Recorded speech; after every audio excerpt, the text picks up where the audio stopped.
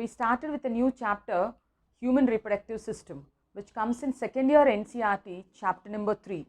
In lecture number 1, we discussed about introduction to human reproductive system. Now let us start with the first topic under this chapter, which is male reproductive system, right? So it is 3.1, the male reproductive system. Now when we talk about the human male reproductive system, where is it located? It is located in the pelvic region. Male reproductive system is located in the pelvic region. This is the pectoral region. Bottom part is called pelvic girdle. So reproductive system is located in the pelvic region. Female reproductive system will be inside the abdomen, but whereas male reproductive system is extra-abdominal. And human male reproductive system consists of what parts? It contains primary sex organ. The primary sex organ is testis. Then it contains accessory ducts. We'll see the picture later. What are the ducts which constitute the accessory ducts in male reproductive system? Means retitestis, vas efferentia, epididymis, vas deferens. All these are the parts of accessory ducts. Then comes accessory glands also. Accessory glands also will be there in the male reproductive system, like seminal vesicles, prostate glands, bulbourethral glands. These are called accessory glands, with the external genitalia, which is called as penis. So let us now write down point by point. So where is male reproductive system located? It is located in the pelvic region. It is located in the pelvic region. Is it abdominal or extra abdominal? It is extra abdominal, means outside the abdomen. It is extra abdominal. And what does male reproductive system consists of? It consists of a primary sex organ. So male reproductive system, it consists of, what is it made of? It consists of, first one is primary sex organ. The first part is primary sex organ. The primary sex organ is testis. What is the primary sex organ? Testis, right? And it constitutes accessory ducts also.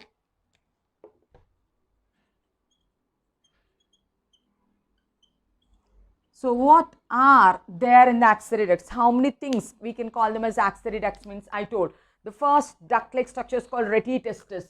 So how many are there? In the picture we can see it more clearly. We are just listing down them. I told there are 4 things. The first one, a network, is called as retitestis. This is the first part. Then the retitestis is connected to vasa efferentia. Then the third part is called as epididymis.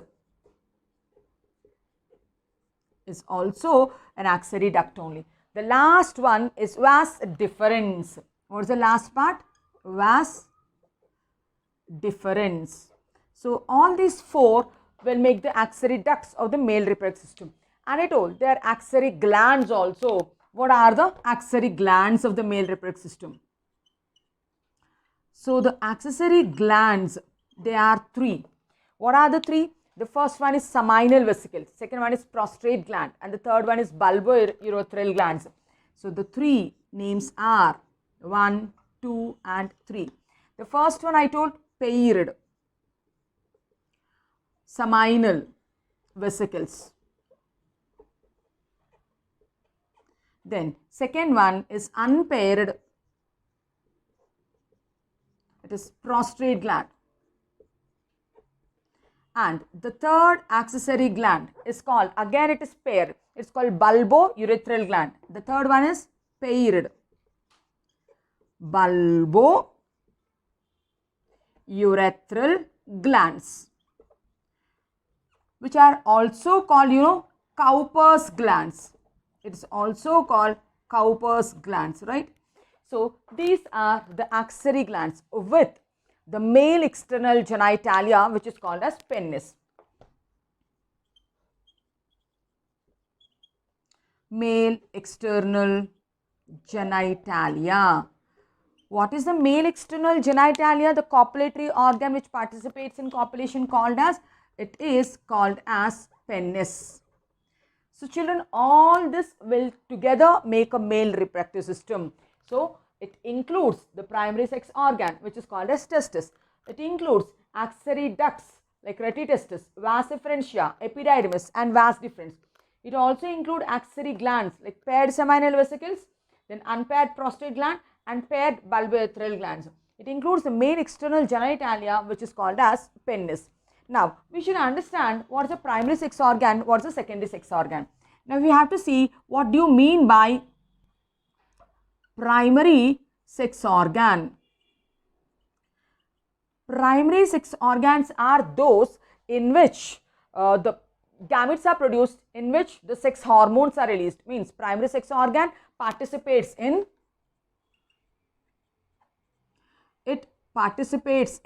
I told two things. The first one, it should help in gamete formation. It should help in gamete formation and it should also help in sex hormone production. It should also help in sex hormone production. Understood? Now, we are telling that testis is considered as a male sex organ.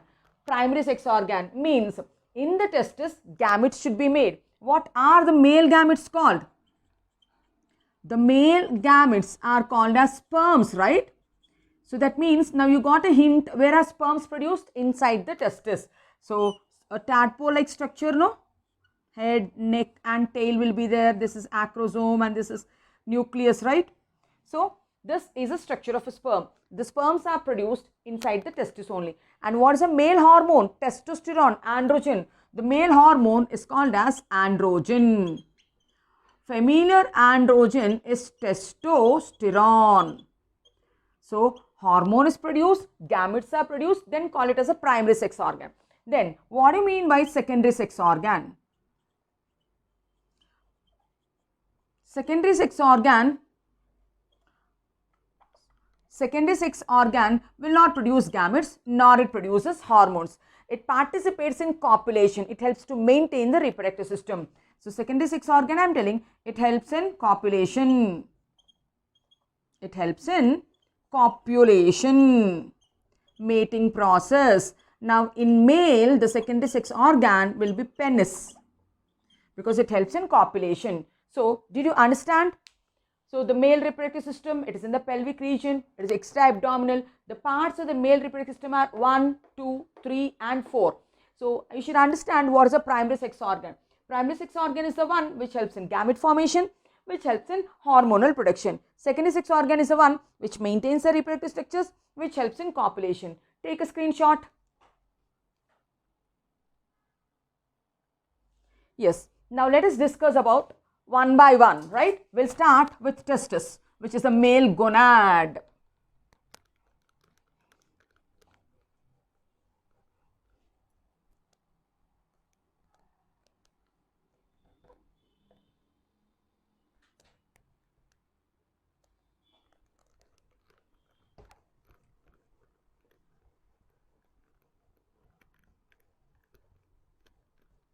Yeah, come on.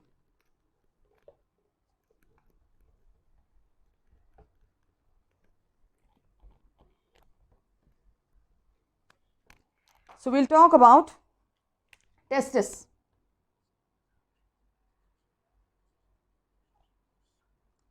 TSTIS is a singular form. TSTES is a plural form. So I wrote singular here. If we have to represent the plural form, then we have to call TES, TES. Now, what is this testis? I told it is the primary sex organ. It is the primary sex organ and it is called as male gonad. It is called as male gonad. It is extra-abdominal. It's outside the body, so it is extra-abdominal, right? It is suspended in a sac called scrotal sac. The testes are suspended in a sac called scrotal sac. Now, what is the shape, what is the color, what is the form of testis? So they are small, they are oval, they are pinkish, they are soft ball-like structures. So what are the characteristics I am telling? They are small, they are oval, they are pinkish, right? So they are small, they are oval, they are pinkish, and they are soft ball-like structures, right? Now protected inside the scrotal sacs. Now when we have to see the dimensions of the testis, let's draw the diagram.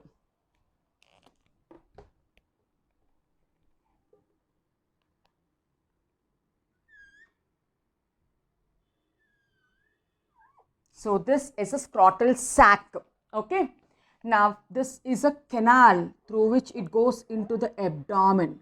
This canal is called as inguinal canal, okay, and on top of this inguinal canal there is a cord called as spermatic cord. This one is a spermatic cord, right? And we are telling they are pinkish oval shaped structures. So it's like this. These are the oval shaped structures. They are paired structures, right? Now they are suspended. They are suspended in the coelomic fluid. So what is this called? This is called coelomic fluid. What is this? Scrotal sac. What is this I told? Inguinal canal, right? And this I told spermatic cord. It's called spermatic cord, right? Now this fluid is called as coelomic fluid. Now in that coelomic fluid the testicles are suspended. Now the testes are suspended in the coelomic fluid and they are kept in their positions by two structures. One on the upside by the spermatic cord, and at the bottom there is a fibrous tissue called gubernaculum, a connection which connects the testis to the scrotal wall. So upside it is by the spermatic cord and lower side by this gubernaculum. So they are kept in their position. So then what is this called? Gubernaculum.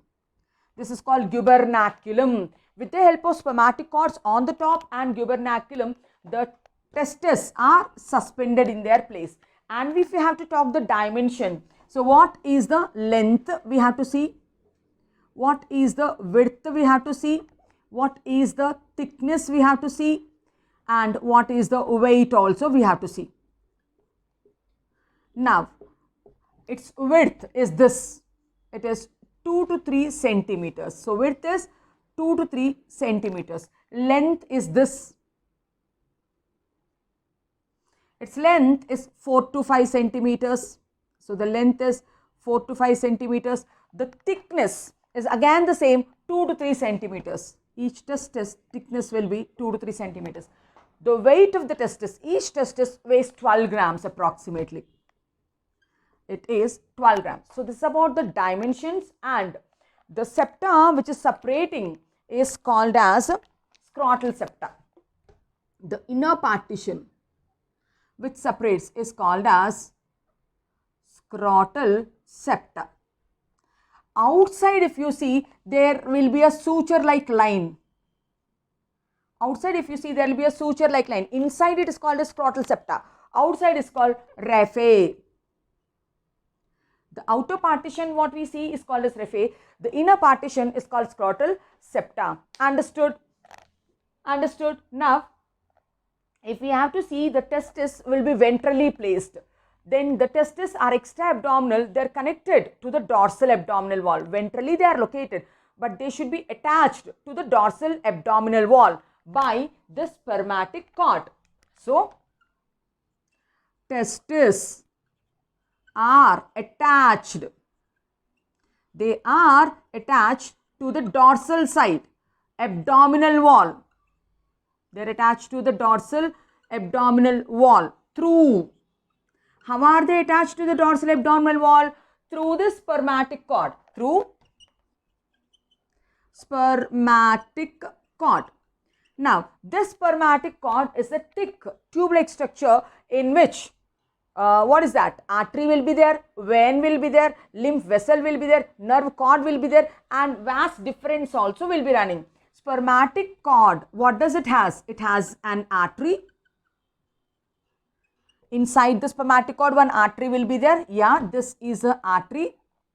It has a vein. It has a vein also. We will draw one vein also. Vein is also there. Then it has a lymphatic vessel. The spermatic cord even has a lymphatic vessel. So let's draw one lymphatic vessel also. And it has a nerve cord also. It has a nerve cord also. One more cord. And the sperm duct which takes the sperm from the testis is called as vas deferens is also there. Vas deferens, a tube which takes the sperm is vas deferens, which goes from here, right? So that is also there. So we are telling testis which are seen outside ventrally, they are attached to the dorsal abdominal wall through the spermatic cord, and the spermatic cord has an artery, a vein, a lymphatic vessel, nerve cord and vas deferens. Understood? Now, each testis is surrounded by a thick fibrous coat. So, let us write down that. Each testis is surrounded by, thick fibrous coat. What is that thick fibrous coat called? It is called as Tunica albuginea. It is called as tunica, means membrane. Its name is albuginea. Now this tunica albuginea, it is internally connected by a loose connective tissue which is richly supplied with blood vessels, is called as tunica vasculosa. So the next point we are telling that inner to the tunica albuginea, there is a loose connective tissue. There is a loose connective tissue. What is that inner one called? Tunica vasculosa, which is richly supplied with blood vessels. It's richly supplied with blood vessels. Now, what is that layer I told? It is tunica vasculosa.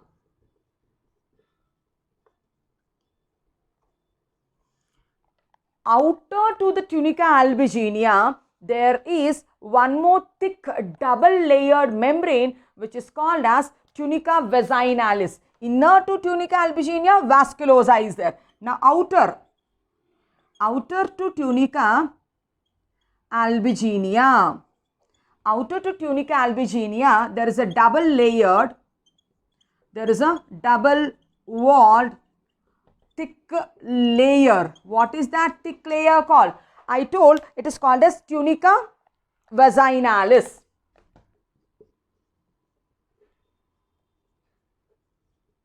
It's called tunica vaginalis. Now, in the tunica vaginalis, there will be a fluid filled cavity. So, tunica vaginalis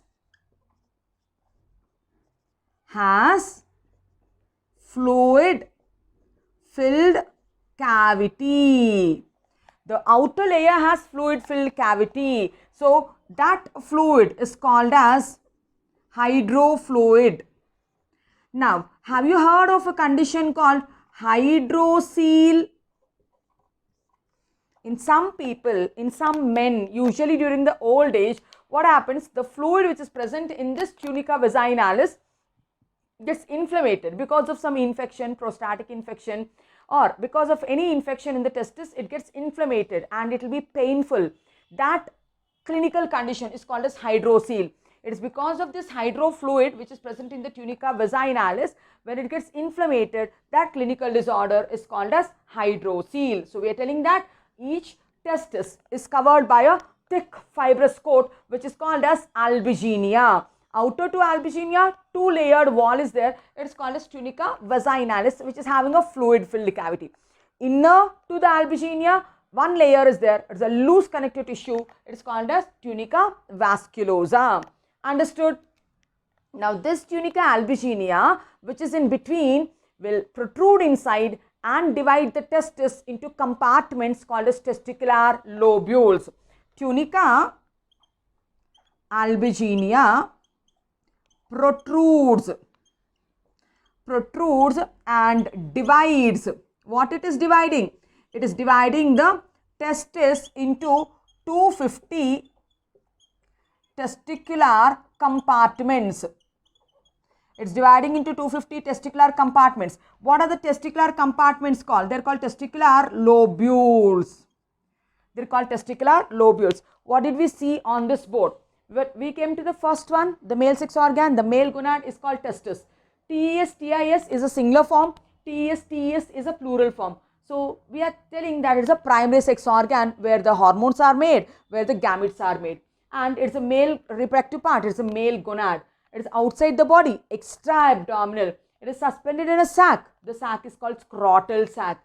And they are small, they are oval, they are pinkish, they are soft ball-like structures. You can see these two are the testes. Now, the right one is slightly, below, right? Right one is slightly below. This is a right testis. The right testis, I drawed it below. The left one will be slightly upper to maintain that variation, to maintain the stability. So, to tackle the pressure, one will be slightly lower, other one will be slightly upper. Testes are attached to the dorsal abdominal wall. So, they are ventral. They should be attached to the dorsal abdominal wall through the spermatic cord. This is spermatic cord and this is spermatic cord. In the spermatic cord, what structures are there? It has an artery, it has a vein, it has a lymphatic vessel, it has a nerve cord and it has a tube, spermatic duct, which is called as vas deferens. Now, each testis is covered by hard, what is it called? Tunica albuginea. Outside to that, vaginalis is there. Inside to that, vasculosa is there. And we are telling that this tunica albuginea protrudes inside and divides the testis into 250 compartments called as testicular lobules. Take a screenshot. Yes. Now, we'll see the picture and we'll try to understand what are testicular lobules and what do they make. What are there inside the testicular lobules? We'll try to understand.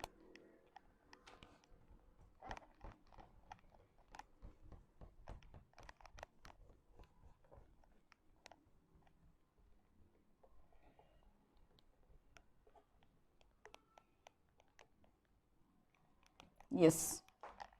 So, if we draw one testis, so a thick layer which I draw is called as tunica albuginea.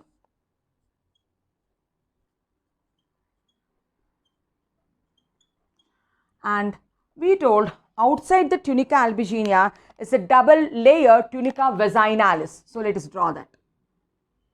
And it is fluid filled, we told. Hydrofluid will be there.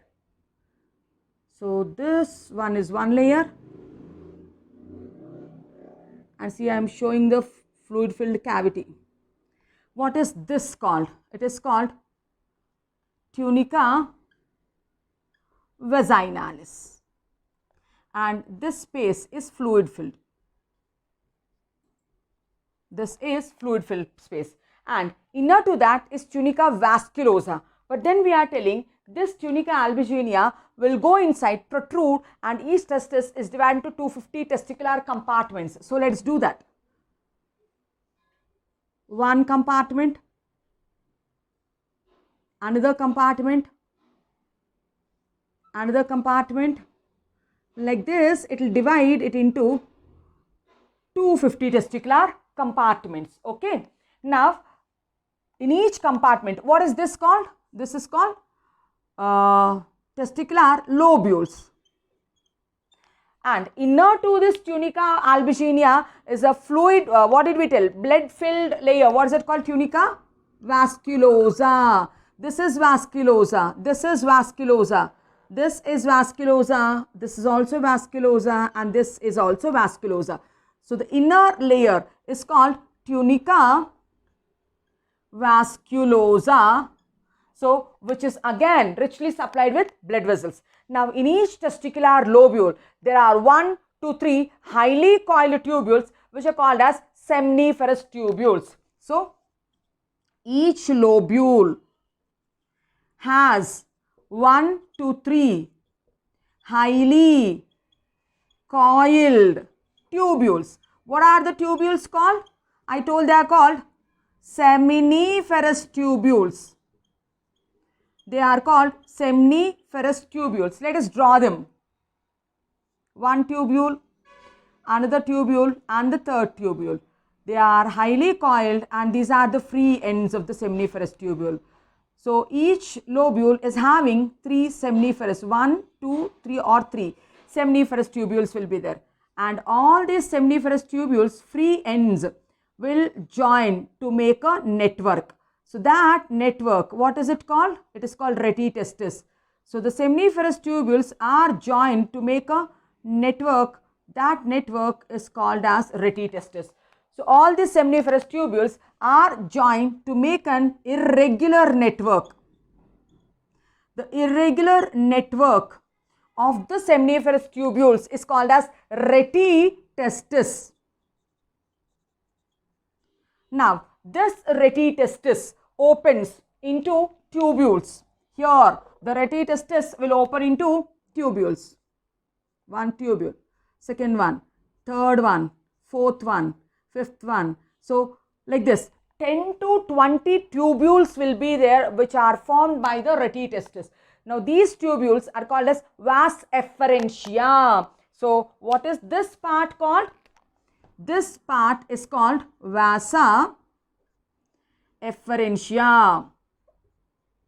Retitestis has joined to make vasa efferentia, and these vasa efferentia tubes will join to make the third axillary duct called epididymis. So we'll use another color.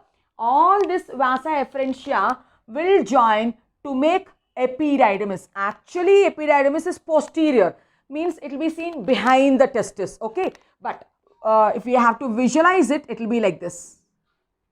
It will make a structure. What is this structure called? What is this structure called? This structure is called epididymis. So all the vas efferentia have joined to make a structure called epididymis.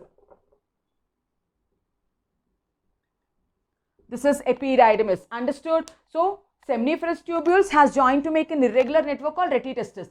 Retitestis have joined to make efferentia. From efferentia, when you see the posterior side behind the testis is the next part called epididymis. And this epididymis will open into vas deferens. So here we have to see. Actually I wrote the labelings here. So or else you can tell that this is a tube which is going up. This tube is called vas deferens, which is also called sperm duct, which is also called sperm duct or sperm tube, which is carrying the sperms. Understood? So this is the first part of the axillary duct. What is it called? Retitestis. This is the second part called vas efferentia. This is the third part called epididymis, which is behind, posterior to the testis. And the fourth one which goes up, the tube I couldn't draw, I did the labelings here. The fourth part is called vas deferens, which is called as sperm duct. It carries the sperms. Understood till here? So this is the outer part. And if we have to talk about the seminiferous tubule, if you have to see the cross section of a seminiferous tubule, it will be like this. I took one testicular lobule. In NCERT, in figure 3.2 diagram, you have this picture. What is this? Sectional view of a seminiferous tubule. So I took one testicular lobule. Now the testicular lobule, inside the testicular lobule we saw that there are 1 to 3 seminiferous tubules. one seminiferous tubule, another seminiferous tubule and another seminiferous tubule. So I took 3 seminiferous tubules, right? So these seminiferous tubules, when you make a cross section, it will be circular. Now these seminiferous tubules, internally they are lined by germinal epithelium. The seminiferous tubules, internally they are lined by what I am telling? Germinal epithelium. They are lined by germinal epithelium, and this germinal epithelium has 2 types of cells.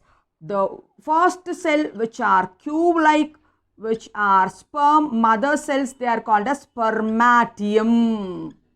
These cells which are cube-like, which are more in number, are called as spermatium, with some cone-like projections, pyramid-like projections. These cells which are pyramid-like projections are called as Sertoli cells.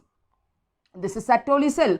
This is Sertoli cell. So, each seminiferous tubule is lined by germinal epithelium. The germinal epithelium is made up of 2 types of cells. So, the cells which are more in number are cube-shaped.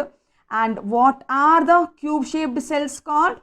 These cube-shaped cells are called spermatium, sperm mother cells. Whereas the other cells which are cone shaped, which are less in number, so these are called as Sertoli cells. These are called Sertoli cells, and these are called spermatogonia. These are called as spermatogonia. And then the Sertoli cells are called as nurse cells. They nourish the sperms which are formed inside the seminiferous tubules. So the sperm, after it gets produced from the spermatogonium, the heads of the sperm will embed inside to take the nourishment from these Sertoli cells. Can you see? I am drawing the sperms. The sperms are embedded into the heads. The sperms, see, one sperm embedded, another sperm embedded, another sperm embedded, another sperm embedded. The sperm's heads are embedded into the Sertoli cells. The tails of the sperms, this is called lumen. The open space is called lumen. The apex of the Sertoli cell will be towards the lumen, and the sperms which are formed will embed into the Sertoli cells to take the nourishment. And in between the seminiferous tubules, you have spaces, right? All this is space. Now this space is called interstitial space. Inside the testicular lobule, this is the space, right? What is this space called? This space is called interstitial space. Interstitial space contains 2 types of cells. One type of cell is called interstitial cell. Interstitial cell is also called Leydig cell. So there are 2 types of cells I told. One cell, which is this, is called as interstitial cell. This is interstitial cell, which is also called as Leydig cell. Another type of cell is called as immunopotent cell. This is another cell. With another color I am representing. Now what are these cells called? Immunocompetent cells they are. So we have clearly seen the cross section of the seminiferous tubule. So when we take a testicular lobule, this is one lobule. Inside the lobule, 3 seminiferous tubules are there. So I draw 3 seminiferous tubules.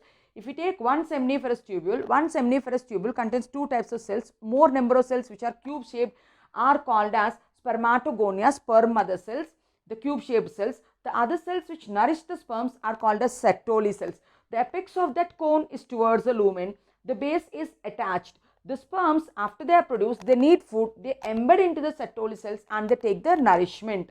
The sperm tails are towards the lumen. The sperm head is embedded inside the Sertoli cell. Now this space is called as interstitial space. Interstitial space also contains 2 types of cells. Interstitial cells which are called as Leydig cells. Yeah, these are interstitial cells. And the second cell is called immunocompetent cell.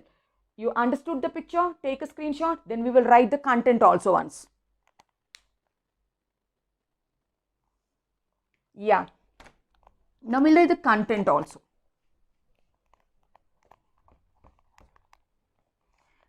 Do you know there is a pituitary gland in the brain which is called master of endocrine gland? The pituitary gland produces, anterior pituitary gland in particular produces many tropic hormones which control all the endocrine glands of the body. That is why it is called master. Now, you know, anterior pituitary gland produces hormone which is called as GnRH. Let us write down. Anterior pituitary gland produces a hormone called GnRH, gonadotrophin releasing hormone. The gonadotrophin releasing hormone, okay, is produced by hypothalamus. Anterior pituitary hormone produces gonadotrophins. I'm sorry. It produces gonadotrophins. The two gonadotrophins are, one is called FSH, follicle stimulating hormone. The other one is called LH, luteinizing hormone. Anterior pituitary gland produces gonadotrophin. The gonadotrophins are of two types. What are they? They are called as LH and FSH, right? So, the luteinizing hormone which is produced in the pituitary, so will come and act on. The luteinizing hormone which is produced in the pituitary will come and act on the interstitial cells or the Leydig cells. They come and act on the Leydig cells. Leydig cells, just now you saw the picture, right, which are also called as interstitial cells. They act on Leydig cells or interstitial cells. Now these Leydig cells, under the influence of this luteinizing hormone, they produce, what do the Leydig cells secrete? So they produce the male hormone called testosterone. The Leydig cells will produce a male hormone called testosterone. Now where is the testosterone hormone produced? The testosterone hormone is produced in that interstitial space. Now the testosterone hormone from the space enters into the seminiferous tubule. This testosterone, it enters into seminiferous tubules. It enters into the tubule, then it will stimulate the spermatogonia, sperm mother cells, right? Germinal cells. It will stimulate the spermatogonia to undergo a process called spermatogenesis. It will undergo a process called spermatogenesis where sperms are made. So, it is all under the influence of the mind, right? Now, when are sperms formed? How are sperms formed? So, this is called hormonal regulation. So, anterior pituitary gland which is present in brain, it produces gonadotrophins. The gonadotrophins are of two types, LH and FSH. LH comes and act on the gonad. The gonad is a testis. In the testis, testicular lobes are there. Testicular lobes have spaces called interstitial spaces. Interstitial spaces have cells called Leydig cells or interstitial cells. They produce a hormone called as testosterone. This testosterone, from that spaces, it enters into the seminiferous tubules. The seminiferous tubules are lined by spermatogonia. The spermatogonia, under the influence of this testosterone, undergoes spermatogenesis and it forms the sperms. This process is called spermatogenesis. Since the Leydig cells are helping to produce testosterone, so they are under the control of luteinizing hormone, we can also call this Leydig cells as interstitial cell stimulating hormone, the LH hormone in males. So, I will write it here. LH hormone in males is also called as, LH hormone in males is also called as, I am telling, ICSH. Why is the LH hormone in males called as interstitial cell stimulating hormone? Come on, think. Why is the LH in males called interstitial cell stimulating hormone? What is the LH coming and doing? LH is acting on the interstitial cells only. Interstitial cells are stimulating to produce testosterone. So then why can't we call the LH in males as ICSH? So it's called as ICSH. Understood? Now we are telling that this is a seminiferous tubule. They are lined by many cone-shaped cells and few pyramid-shaped cells. So these are cube-shaped cells, and this is the lumen. Now these cells, what are these cells called? These cells are called spermatogonia. So they are few or more in number. They are more in number. So what they'll do? They help in sperm production. They help in sperm production. Whereas if we talk about this cell, what is this cell called, children? This is spermatogonium. They are many in number. So they help in formation of sperms. What are these cells called? These cells are called as nurse cells. These pyramid shaped cells are called nurse cells. Why are they called nurse cells? Because the sperms are embedding inside and they are taking nourishment from the cells. So that's why they're called nurse cells. They're also called Sertoli cells. The previous name of these cells, they're also called subtentacular cells.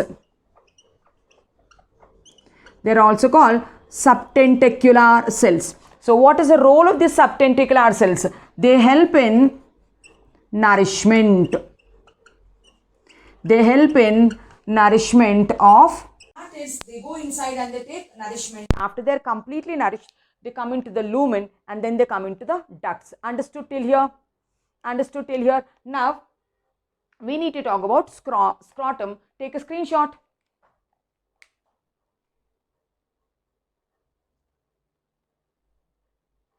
Right. Now we told that the testis, which is a male gonad where the sperms are produced, are not naked. They are wrapped by a sac. What is that called? Scrotal sac. Now let us discuss about the scrotal sac, children. Let us discuss about the scrotal sac.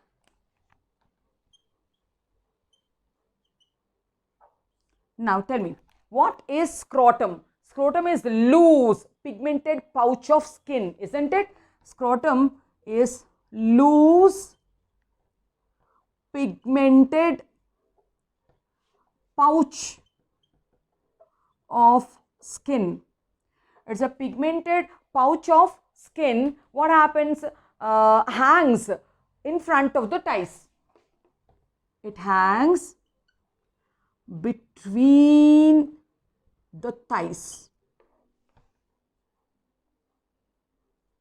Right? So it hangs between the thighs and it is behind the penis. It's back of the penis and is behind the penis. Now, I told there's an internal partition, there's an external partition. Internal partition, I told it's spermatic septa. External partition is called raphe. So, the internal partition, what is it called? The internal partition is called scrotal septa.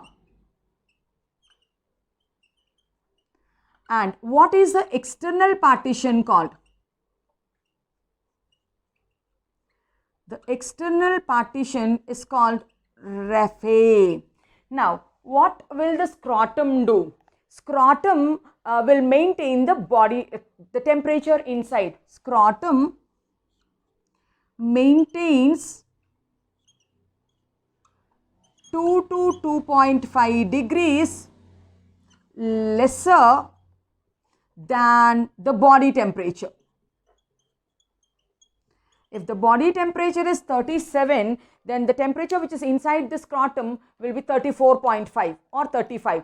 The temperature which is inside the scrotum will be 2 to 2.5 lesser than the body temperature, which is favorable for spermatogen. So sperms will be alive only at the temperature. They're not alive at 37. So that's why the scrotal sacs maintain the temperature 2 to 2.5 lesser than the body temperature, which is favorable which is favorable for what? Spermatogenesis. It is favorable for spermatogenesis. And we discussed that which one is slightly lower, one sac is slightly below, the right one. The right scrotum is 2 centimeters lower than the left scrotum, right? And in summer, the scrotal sac expands to lose the heat, and in winter the scrotal sac contracts. The scrotal sac contracts to conserve, to maintain, to retain the body temperature. So how is it maintaining? How is it maintaining the temperature 2 to 2.5 degrees less? So in the summer season, so it has to reduce the temperature, so it will expand. In the winter season, it will contract. Now the muscles which are present inside the scrotum, which are helping for contraction, and they are called as dartus muscles. Dartus muscles help the scrotal sac to contract and expand. Dartus muscles help the scrotal sacs to contract or expand. Now, in the fetal stage, the scrotum will be there empty, the testis will be there inside. At the end of the 7th month only, the fetal testis will descend down into the scrotal sacs through the inguinal canals, right? In fetal stage, what are we telling? In fetal stage, at the end of 7th month. That's why if it's a premature delivery and if it's a girl child, she can survive because her reproductive parts are formed quite ahead only. But in males, we are telling in fetal stage, the scrotum will be empty. At the end of the 7th month only, the testis will descend down into their sacs through the inguinal canals, and later the canals will be plugged off, sealed off. So in the fetal stage, at the end of the 7th month only, the testis descends. The testis descends into the scrotal sacs. How are they descending into the scrotal sacs? Through a canal. What is that canal called? Inguinal canals. Through the inguinal canals, they'll come down, and later these are plugged. They are blocked. Later they are blocked. In some children, sometimes the inguinal canals are not blocked. If they are not blocked, then what happens? Intestine descends down into the canal, and that clinical condition is called as inguinal hernia. So what is inguinal hernia? So this is a condition when the canals are not blocked and intestine, a part of the intestine descends down. Then they will do surgery and they will keep the intestine back, and then they'll seal it. What is this called? Inguinal hernia. Okay. And then in some children, what happens? The scrotal sacs will be empty only. The testis will not descend down into the things. What is that called? Cryptorchidism. Cryptorchidism. Now, what is cryptorchidism? It is the failure of the testis to permanently the testis will not descend down into the scrotal sacs. So that is sterility. It is called cryptorchidism. So permanently, if the testis fails to descend down, where to descend down? Into the scrotal sacs. If the testis permanently fail to descend down into the scrotal sacs, what is that called? That is called cryptorchidism. Understood? So what did we discuss in today's class? We discussed about testis, which is a male gonad, and the testis is protected by scrotal sacs, and the scrotal sac explanation we have seen, and we discussed about the testis. Now in the next lecture, we will talk about the accessory ducts and accessory glands and their functions. Hope the lectures are informative. So if you like the lectures, like, share and subscribe to my channel. Thank you.